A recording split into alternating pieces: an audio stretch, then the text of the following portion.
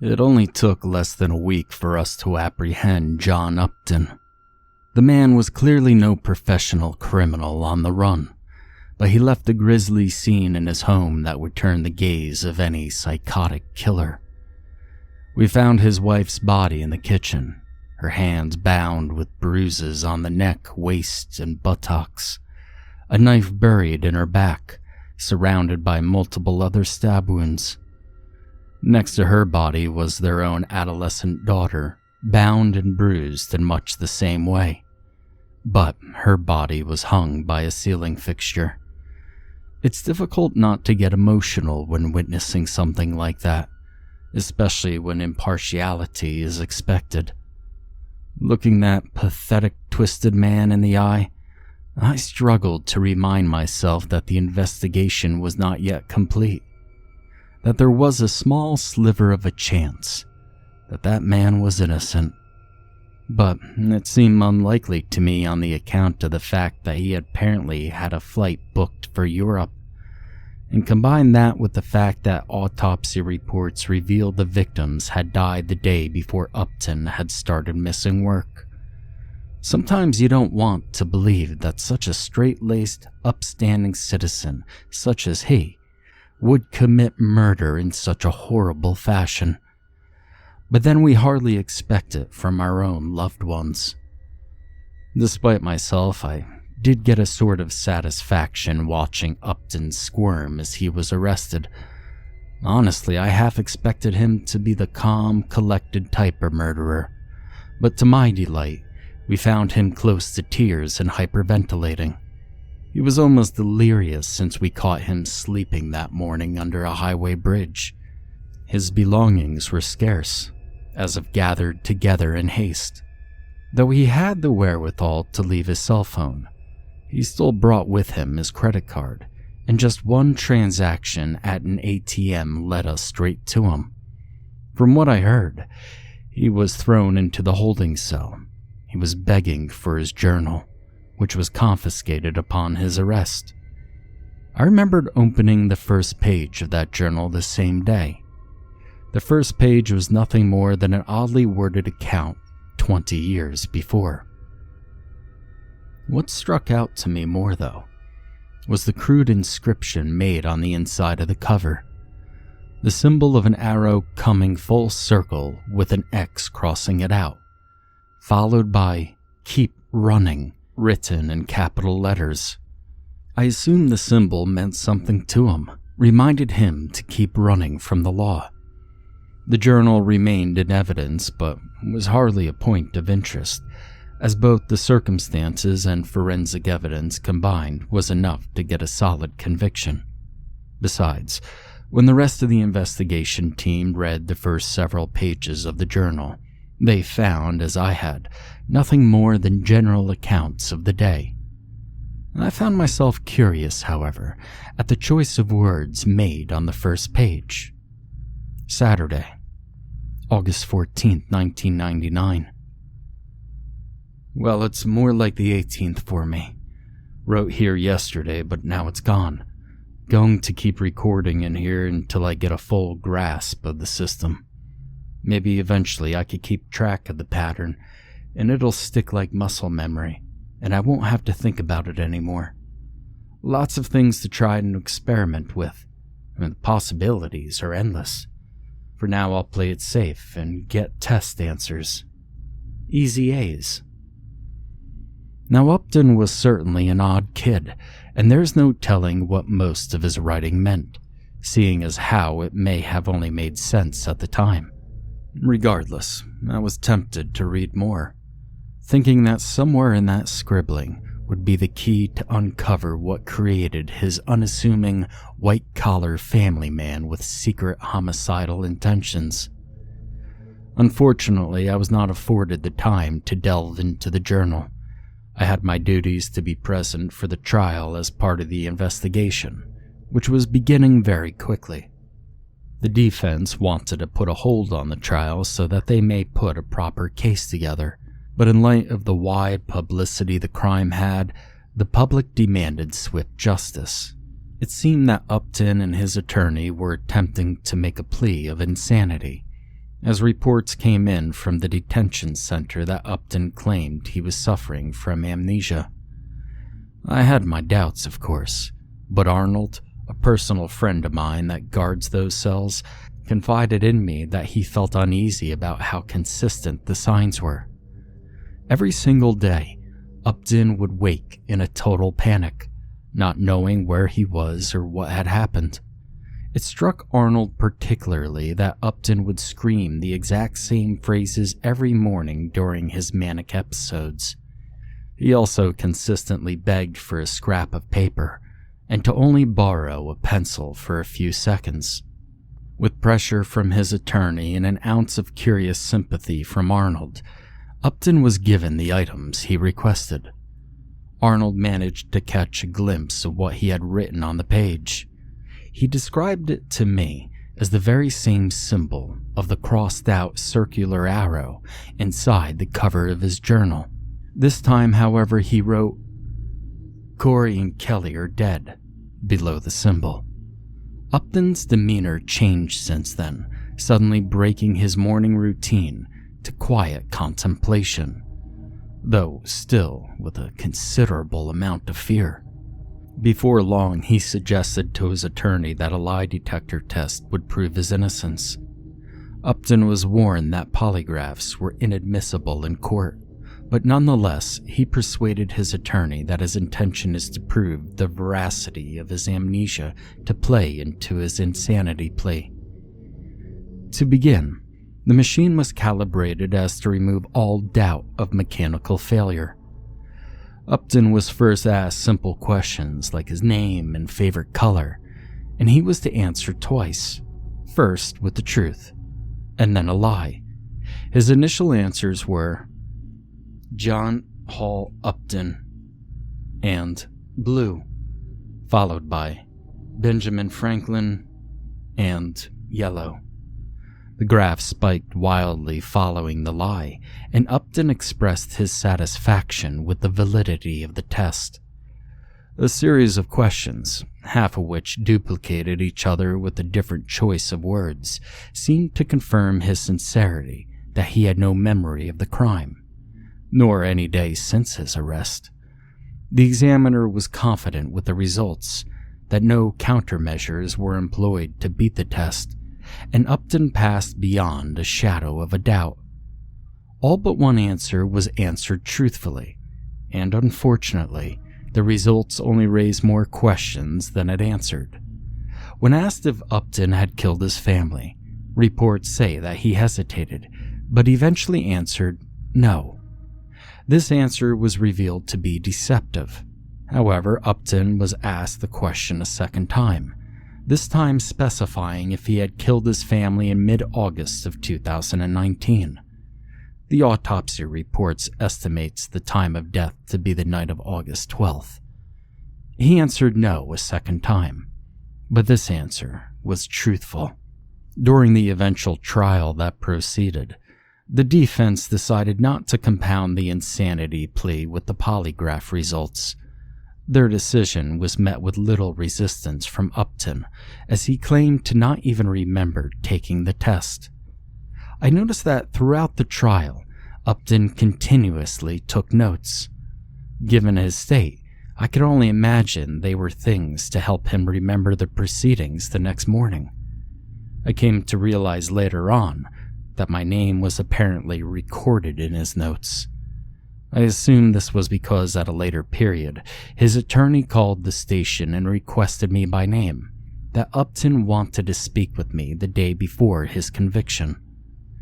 He was in a terrible state, telling me that from what he read in his notes the following morning, he knew the insanity plea wouldn't work. He told me he was going to receive a guilty verdict and possibly the death penalty. For the conversation that took place afterward, Upton requested that his attorney leave us alone. "You believe me?" Upton asked. "It depends on what you mean by that," I said. "My life has been pretty strange," Upton began. "If I were to tell you how exactly, I doubt you would believe it.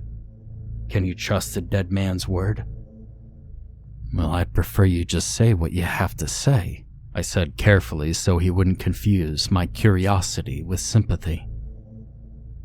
Just between you and me, do you really think that I killed my wife? He asked.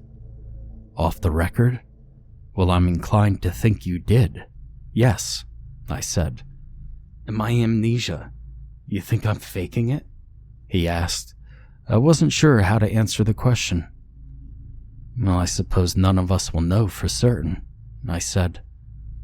Maybe, said Upton, but maybe you'll believe me once I'm dead. Like I said, I'm fully aware that nothing I say will convince the judge or the jury, so I'm bound for execution. And you people still have my journal, don't you? I want you to read it after I die, Detective. Then maybe you'll believe me when I have nothing left to possibly gain. I honestly wish I could tell you whether or not I killed Corey and Kelly, but neither I nor even the journal can say. I'll leave that much to your judgment. And you? I asked. Do you believe, assuming you really don't remember, that you killed them? Upton lowered his head, pressing his hands into his face, and began to weep. I think I may have, he sobbed. In that case, you can rest assured I got what I deserved. I began to leave when Upton called me back one final time. What do you think happens when we die? He asked. Nothing, I guess. I kind of figure it's like sleeping forever, I said. Well, I hope you're right, said Upton. But with a curse like this, He stopped himself from saying more. The journal, whenever you can. Reopen the case 10 years from now if you want. Whatever you have to do, just read it. And that was the last I ever heard from Upton. True to his prediction, he did indeed receive the guilty verdict, and the judge sentenced him to death by lethal injection. I was no longer present at the trial by this point, but news outlets reported that upon receiving the sentencing, Upton broke down into tears and slowly ripped apart every note he ever took. I think I understood why, preferring to forget the inevitable doom awaiting him. Several months passed before his execution, and I could only begin to imagine what kind of hell it must have been for him to experience prison life anew every day. When the news broke that Upton was finally dead, the public was full in their self-righteous joy that another evil man had left the earth. As much as I shared their disgust for his crime, I couldn't help but breathe a sigh of relief that the entire ordeal was over. But of course, there still remained his journal. Thankfully, enough time had passed that I deemed it appropriate to request Upton's journal from evidence storage. There was little suspicion raised on account of the case being closed, compounded with the fact that I merely borrowed it to photocopy the pages. It took nearly an hour to finish, but once I was done, I promptly returned the journal, and was free to take the copied pages home. Among the numerous pages, I compiled the entries that were pertinent within the context of what I now understand. Barring the first page that I mentioned earlier, the journal reads as follows. Friday, 8/20/99. Now I know it sticks the second time around. Other entry is still on the page. Took the test yesterday. Well, in my time frame anyway. I tried to memorize the questions to find the answers later that day. I took it again today and did much better, I think. Couldn't remember every last answer, but I guess it would be odd if one day I suddenly got a perfect 100 anyway. I'll get the hang of it eventually, but this will be interesting. Saturday, 8/21/99. Silly me. I wrote a whole spiel the day before and now it's gone. I'll separate them into free days and record days. Hopefully that'll help me remember. Monday, 8/30/1999. Didn't even need to write anything down yesterday. I peeked in the girls' locker room on the free day, then played the good boy today. Hopefully no one finds this and reads all about my exploits to come. Would they figure it out? Would they even believe something like this is possible? In any event, I'm sure they'd put the pieces together. September 1st, 1999, Wednesday. It occurred to me that a few days ago that something might go wrong. So far it seems to be permanent, but I'll draw a little symbol in the event that this little gift of mine backfires in some way, shape, or form. Upton drew the circular arrow with an X below this entry. Tuesday, 9/14/99. How can I put this into words? I just met Lauren, the most beautiful girl I've ever met. Her long, streaming brown hair captivated me the first time I set eyes on it. When she walked by me, I was immediately lured by the sweet floral perfume that she wore. I couldn't stop staring into those glistening blue eyes. If only they were staring back at me. Wednesday, September 15th, 1999. I tried talking to Lauren on my free day. I made such a fool of myself that I still felt embarrassed today, the record day. I told Mom I tried talking to a girl and failed. She told me not to let it keep me down. The sky's not going to fall just because I got shot down. We fail and then we try again. Obviously, she didn't mean the same girl over and over again, but luckily for me, technically, Lauren hasn't even met me yet. Thursday, September 16th, 1999. I still couldn't find the words. Worse still that Lauren was surrounded by all of her friends, and I could see every ounce of judgment that each one of them was laying upon me. I don't think I could do this. They may not remember anything, but I certainly do. Friday, September 17th, 1999. I didn't even approach Lauren at all today. There was a thought that came to mind, but I don't dare write it. Monday, September 20th, 1999. The weekend gave me little time to reflect, and I summoned up the courage to talk to Lauren again. This guy, Derek, he stopped me though. Was he her boyfriend or just some dude that laid claim to her? I couldn't tell, but he confronted me again today. The record day. Not about Lauren, obviously. I just looked at him funny, I guess. Maybe I could, but no. Thursday, September 23rd, 1999. Derek is still hanging on Lauren like a shadow. Worse still, she seems to be happy about it. Can't even talk to her on my free days with that big guard dog following her everywhere. On the bright side, I met Corey today. She's pretty cool. Just got to remember there's a world outside of Lauren. Friday, October 1st, 1999. If I were a fighter, I'd just memorize every punch Derek would throw, then kick his ass. Too bad I don't have the weight behind me. Plus, that would mean it happens on a record day. I have a reputation to think about. Why won't he just leave me alone? Wednesday, October 20th, 1999. Corey and I are discussing costume ideas for Halloween. If there was a party we could even go to. We're several years past trick-or-treating age. I guess we could just stay at my place, raid the candy cabinet in the kitchen and watch some horror movies. Could be fun. I'll ask her on the free day and see how she reacts. Thursday, October 21st, 1999. What's wrong with me? Corey was ecstatic when I suggested a movie marathon for Halloween, but when it came to asking her on the record day, I choked. I already knew the answer. Just that concept of permanency made me anxious. And now it's too late. She made plans with her friends just a few hours afterward. Tuesday, November 23rd, 1999. I finally did it. The most satisfying feeling ever. Derek pushed me over the limit this time. Must have wanted to put in a last bit of torture before Thanksgiving break. I gripped my pencil so hard, it nearly broke in half. and I jammed it directly into Derek's eye socket.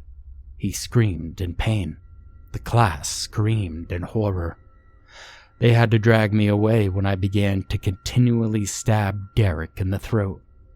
The sharp point had broken off by this point, but I had enough power behind my arm to pierce the soft tissue above his collarbone. He choked to death on his own blood, and I was taken away by the police. Just as I expected, I awoke the next morning in my own bed. Derek was there at school, eyes and throat fully intact. No one was the wiser. He provoked me with the exact same words he did before, but I wasn't bothered in the least. Even when he shoved my head aside, I could only laugh, remembering the spectacular mess I made of him on the free day, much to his chagrin. Friday, December 3rd, 1999. I must be giving off a strong aura of confidence because Derek hasn't messed with me for the past week. That or he just moved on to new meat. Either way, I'm glad it's finally over with. It's been a rough couple of months. Of course, given my condition, it's been twice as long as everyone else. I'm just glad to have Corey as a friend throughout the whole ordeal. Monday, December 27th, 1999. School still closed until tomorrow for the holidays, and everyone was out spending their Christmas cash. To my surprise, during a walk along the shopping plaza, there was Lauren. Derek nowhere to be found. She was alone, and I followed some distance behind her before working up the courage to talk to her again. It was a free day after all. What did I have to lose? I caught up to her, and to my surprise, we had a wonderful conversation that lasted for hours. I could talk to her about anything, it seemed. Almost anything anyway. We hung out for most of the day, and I walked her back home. Just by the door, I kissed her on the lips. I was shocked to see her smile in return, and she said she would see me again once school started back up. I couldn't wait to do it all over again on the record day. Today we did exactly the same thing we did on the free day, walking together and talking for hours. One thing threw me off though that I can't really explain. When I walked her to the door and kissed her, she reeled back and ran inside. Everything played out exactly as it did before. Why did it change in the end? Tuesday, December 28th, 1999. I told Corey what happened. She comforted me and tried explaining to me as sweetly as she could that girls don't usually appreciate a kiss on the first date. I figured I should apologize to Lauren, but Corey told me it would be best just to leave her alone, as she was probably just as embarrassed as I was. This was still the free day, so what was the harm? When I passed by Lauren in the hall, I tried to simply tell her I was sorry. She took a single glance at me and rushed by without a word. I didn't bother trying again on the record day. Sunday, February 13th, 2000. I went to ask Corey to be my Valentine, but I'm determined to do it right. No cheating, no asking on the free day, just the record day only. Corey, will you be my Valentine? Do it, John, just do it. I mean, the sky's not going to fall if she says no. March 15th, 2000. It's been a month since Corey and I started dating, and not much has changed. In a good way, though. We can still comfortably open up to each other about our feelings. Only now there's little physical boundaries between us. But still, a part of me isn't quite over Lauren yet.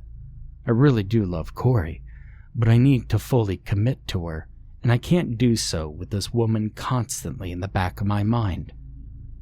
I think I'll put an end to that soon. March 18th, 2000. I followed Lauren to the mall where she does her weekend shopping. At last, the moment came when the sky turned dark and she was alone in the parking garage. I silenced her. Then I had my way with her, leaving her broken body in the middle of the open lot. I mean, what did I have to fear? Today I visited the same mall and passed Lauren, making my presence known. Luckily, she didn't turn away, and I had the chance to apologize for kissing her so suddenly a few months ago. She accepted, and we shook hands. Lauren left my mind completely, and I was full of nothing but my love for Corey. Monday, March 20th, 2000. This journal's starting to run out of pages, and its use is becoming somewhat superfluous. The pattern of days is locked in my memory now, and Corey is beginning to wonder what I write in it. It would be unfortunate if she were to even read it as a fantasy instead of fact. These remaining pages will only be used for noteworthy occasions. Tuesday, September 11th, 2001. Was there anything I could have done? Maybe warn somebody, as if they'd believe me. Part of me wishes I could really do some good, but I'm only one man. What good am I if I can only help myself? Looking back at the things I've done, I wonder if I'm really an evil man. Doesn't everyone sometimes have terrible urges, though? Should they be judged by their private thoughts, even when they don't act upon them? I have indulged, obviously, but thanks to the gift, it may as well have never even happened, just as good as if it were in my head. But I know things that shouldn't, and I can't help but to think that by simply doing nothing, that alone makes me evil. If I'm so evil, should I not embrace it? In for a penny, in for a pound. Sunday, November 23rd, 2004. Life was good for a long time. Corey and I married on Valentine's Day. As with anyone, our marriage is far from perfect. We fight, of course, but we always settle our differences. Sometimes I even kill her, but I usually come around to her side the next day, once the anger is out of my system. It's not like she has reason to be angry with me, disappearing at inopportune times. She would surely leave if she knew where I would be every time, and how I've made so much money. Being something of a gambler has proven to be very lucrative for me, so much that I can't believe I didn't think of it sooner. At least during the daylight hours, I do it the legal way, trading stocks. I simply be sure to frequent a few private clubs and keep an ear out for an interesting sports bet. Should the payout be underwhelming, I simply don't return on the record day. In the event of an unexpected victory, however, I wager a substantial sum. It's earned me plenty of enemies, but even more friends who consider me their good luck charm. Might shave off the potential earnings, but it's worth the protection. In for a penny, in for a pound. You see, those are words I have lived by for the past 3 years. It was also the phrase Corey chastised me with when she found my journal. I've never seen her so disgusted with me than when she recounted to me what I did to Derek and Lauren. I thought about killing her at that moment just to shut her up. Instead, I simply took a seat in the living room with a satisfied smile. The moment I told her that she was living in one of my free days, the look of absolute existential horror that washed over her face was utterly priceless. I can't remember another time I was so amused when the realization came over her that there was nothing she could possibly do to stop me. I need only wait for the next day to place the journal somewhere more secure. Once I finish this entry, I'll hand it to my friends in low places for safekeeping. I doubt they would be so immersed, should they be tempted to read the first few pages. Wednesday, November 9th, 2005. Corey and I are expecting, writing this down so I'll never forget. Halloween 2005, the day my life will have changed forever. Tuesday, June 6, 2006. Corey drove me particularly crazy today, so I chopped her head off. Curious that it just so happened to be on this day. Sometimes I wonder if this gift is the devil's work. I must say I was rather disappointed that no demons or apparitions appeared when I killed her. It's probably safe to say numerology is a load of bullshit. Corey's fine now. Worst thing to happen was that she spit in my eggs this morning. Saturday, August 12th, 2006.